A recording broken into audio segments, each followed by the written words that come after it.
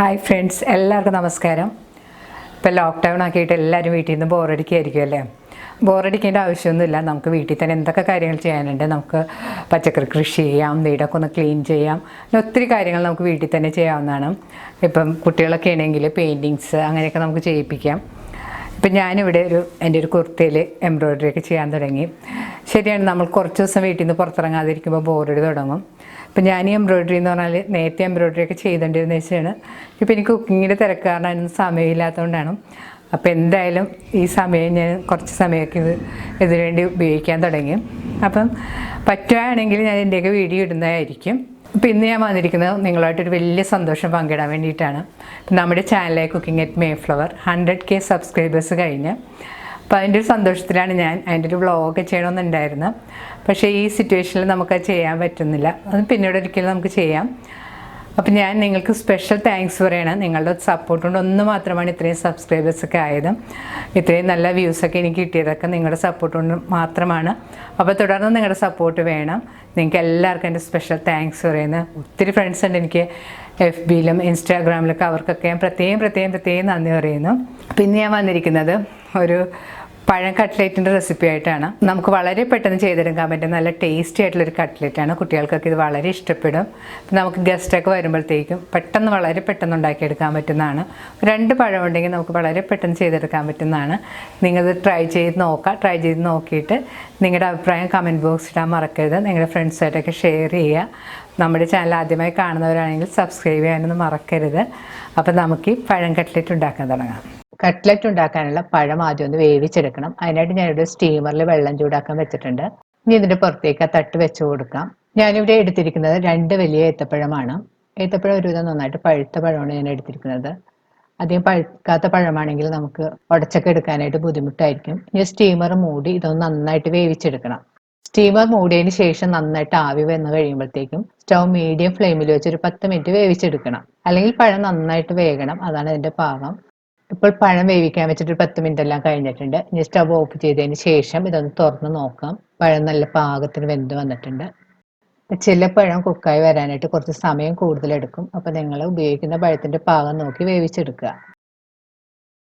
ഇനി പഴം സ്റ്റീമറിൽ നിന്ന് പുറത്തെടുത്തതിന് ശേഷം അതിൻ്റെ തൊലിയെല്ലാം കളഞ്ഞ് ഇത് തണുക്കാനായിട്ട് മാറ്റി വെക്കണം. ഇനി ഇതിനാവശ്യമുള്ള മറ്റ് ഇൻഗ്രീഡിയൻസ് എന്തൊക്കെയാണെന്ന് നോക്കാം. 1/4 കപ്പ് തേങ്ങാപ്പീര, 5-6 കശുവണ്ടി, കുറച്ച് ഉണക്കമുന്തിരി. ഇനി വേണ്ടത് 2 ഏലക്ക പൊടിച്ചത്, അരിപ്പൊടി പുട്ടിൻ്റെ പൊടിയാണ് ഞാൻ എടുത്തിരിക്കുന്നത്. 1/4 കപ്പ് പഞ്ചസാരയുടെ അളവ് നിങ്ങളുടെ പാകത്തിനനുസരിച്ച് കൂട്ടിയും കുറയ്ക്കുകയൊക്കെ ചെയ്യാട്ടോ. പഴം തണുത്ത് വന്നിട്ടുണ്ട്. ഈ പഴം 2ആയിട്ട് ഇതേപോലെ മുറിച്ചതിന് ശേഷം അതിൻ്റെ ഉള്ളിലെ കറുത്ത കുരുവെല്ലാം കൈകൊണ്ട് എടുത്ത് മാറ്റിക്കളയാം.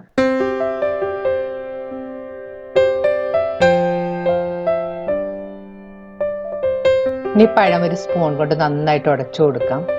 നല്ല വെന്ത പഴമായത് കാരണം പെട്ടെന്ന് നമുക്ക് ഉടച്ചെടുക്കാൻ പറ്റും.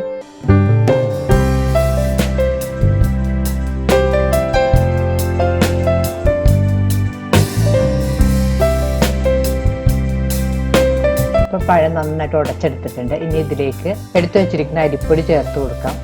അരിപ്പൊടി 2 ടേബിൾ സ്പൂണാണ് നമ്മൾ എടുത്തിരിക്കുന്നത്. അത് ഞാനിവിടെ എടുത്തിരിക്കുന്നത് പുട്ടുപൊടിയാണ്. ഇനി ഒന്ന് കൈകൊണ്ട് നന്നായിട്ട് മിക്സ് ചെയ്ത് ഒന്ന് യോജിപ്പിക്കാം. അരിപ്പൊടിയും പഴവും കൂടെ ഒന്ന് നന്നായിട്ട് കുഴച്ചെടുക്കണം. ഇനി ഇത് മാറ്റി വെക്കാം. ഇനി ഒരു പാൻ ചൂടാക്കാൻ വെക്കാം. പാൻ ചൂടാകുമ്പോൾ അതിലേക്ക് 1 ടേബിൾ സ്പൂൺ നെയ്യ് ഒഴിച്ചു കൊടുക്കാം. നെയ്യ് ചൂടാകുമ്പോൾ അതിലേക്ക് കശുവണ്ടിയും മുന്തിരിയും ചേർത്ത് നന്നായിട്ട് വറുക്കണം. സ്റ്റവ് ഒരു മീഡിയം ഫ്ലെയിമിൽ വെച്ച് വറുത്താൽ മതി, അല്ലെങ്കിൽ കശുവണ്ടിയും മുന്തിരിയൊക്കെ പെട്ടെന്ന് കരിഞ്ഞു പോകും. കശുവണ്ടിയൊക്കെ ഒരു ചെറിയ ലൈറ്റ് ബ്രൗൺ കളറായി മുന്തിരിയൊക്കെ നന്നായിട്ട് വീർത്ത് വരുന്ന സമയത്ത് ഇതിലേക്ക് എടുത്തു വെച്ചിരിക്കുന്ന തേങ്ങാപ്പിരിയും കൂടി ചേർത്ത് വീണ്ടും നന്നായിട്ട് വഴറ്റി കൊടുക്കണം. തേങ്ങാപ്പിരി ചേർത്തതിന് ശേഷം സ്റ്റവ് ഒരു മീഡിയം ഫ്ലെയിമിൽ വെച്ച് ഒരു 5 മിനിറ്റ് ഒന്ന് വഴറ്റി കൊടുക്കണം. ഇപ്പോൾ തേങ്ങാപ്പീരയൊക്കെ ഒന്ന് ഡ്രൈ ആയിട്ട് വന്നിട്ടുണ്ട്. ഈ സമയത്ത് നമുക്ക് ഇതിലേക്ക് എടുത്തു വെച്ചിരിക്കുന്ന പഞ്ചസാരയും കൂടി ചേർത്ത് കൊടുക്കാം. പഞ്ചസാര ചേർത്തിട്ട് വീണ്ടും ഒരു 2-3 മിനിറ്റ് ഒന്ന് നന്നായിട്ട് വഴറ്റി കൊടുക്കണം. ഇനി ഇതിലേക്ക് റെഡിയാക്കി വെച്ചിരിക്കുന്ന പഴവും കൂടെ ചേർത്ത് ഒന്ന് നന്നായിട്ട് മിക്സ് ചെയ്ത് യോജിപ്പിക്കണം. പഴത്തിലേക്ക് തേങ്ങയും പഞ്ചസാരയൊക്കെ ഒന്ന് പിടിക്കുന്നവരെ നന്നായിട്ട് മിക്സ് ചെയ്ത് കൊടുക്കാം. അതിനുശേഷം സ്റ്റവ് ഓഫ് ചെയ്യാം. പഴം നന്നായിട്ട് മിക്സ് ചെയ്തെടുത്തതിലേക്ക് പൊടിച്ചു വെച്ചിരിക്കുന്ന ഏലക്കാപ്പൊടിയും കൂടി ചേർത്ത് കൊടുക്കാം. അതിനുശേഷം ഒന്ന് കൈ കൊണ്ട് നന്നായിട്ട് മിക്സ് ചെയ്ത് കൊടുക്കാം. ഇനി ഇത് കൈ കൊണ്ടൊന്ന് ചപ്പാത്തിക്കൊക്കെ കുഴച്ചെടുക്കുന്ന പോലെ ഒന്ന് കുഴച്ചെടുക്കാം. കുഴച്ചു വെച്ചിരിക്കുന്ന പഴത്തിന്റെ കൂട്ടിൽ നിന്ന് ചെറുനാരങ്ങ വലുപ്പത്തിലുള്ള ഉരുളകളായി ഉരുട്ടി കയ്യിൽ വെച്ച് നന്നായിട്ട് ഷേപ്പ് ചെയ്തെടുക്കണം. സൈഡൊക്കെ ഒന്ന് നന്നായിട്ട് ഷേപ്പ് ചെയ്ത് കൊടുക്കാം.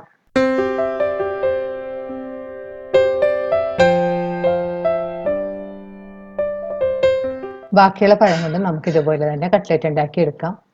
ഏകദേശം ഒരു 8 തൊട്ട് 10 കട്ട്ലറ്റ് വരെ നമുക്ക് ഇതുകൊണ്ട് ഉണ്ടാക്കിയെടുക്കാൻ പറ്റും.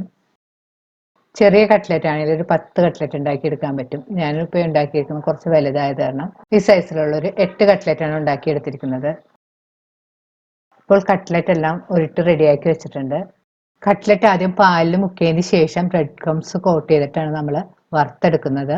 ഞാനിവിടെ ഒരു 3 കഷ്ണം ബ്രെഡ് മിക്സിയിലിട്ട് പൊടിച്ച് എടുത്തതാണിത്.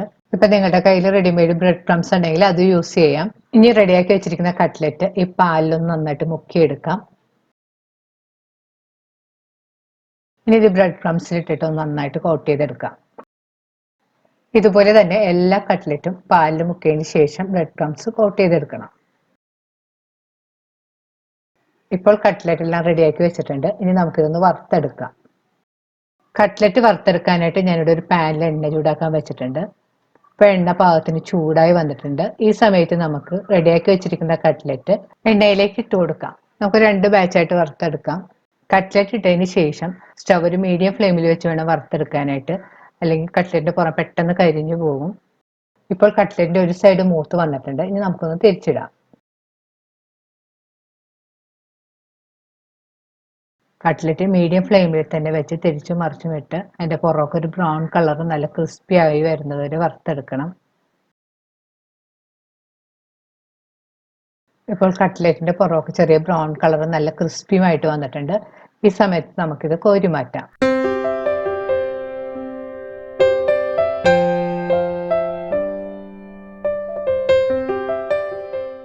ബാക്കിയുള്ള കട്ട്ലറ്റ് നമുക്ക് ഇതുപോലെ തന്നെ വറുത്തെടുക്കാം. ഇപ്പോൾ നമ്മുടെ കട്ട്ലറ്റ് എല്ലാം റെഡി ആയിട്ടുണ്ട്.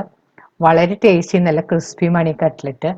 നമുക്ക് വളരെ പെട്ടെന്ന് ഉണ്ടാക്കിയെടുക്കാൻ പറ്റും. നമ്മുടെ വീട്ടിൽ പെട്ടെന്ന് ഒരു ഗസ്റ്റ് വരുമ്പോഴോ അല്ലെങ്കിൽ കുട്ടികൾക്കൊക്കെ ഒരു 4 മണി പലഹാരമായിട്ടൊക്കെ ഉണ്ടാക്കി കൊടുക്കാൻ നല്ലൊരു അടിപൊളി റെസിപ്പിയാണ്. നിങ്ങളും ഇത് ട്രൈ ചെയ്ത് നോക്കുക. ഇപ്പൊ 2 പഴം കൊണ്ട് നമുക്കൊരു 10 കട്ട്ലറ്റ് ഒക്കെ ഉണ്ടാക്കിയെടുക്കാൻ പറ്റും. നമുക്കിന്ന് ടേസ്റ്റ് ചെയ്ത് നോക്കാം. നല്ല അടിപൊളി ടേസ്റ്റ് ആണിത്.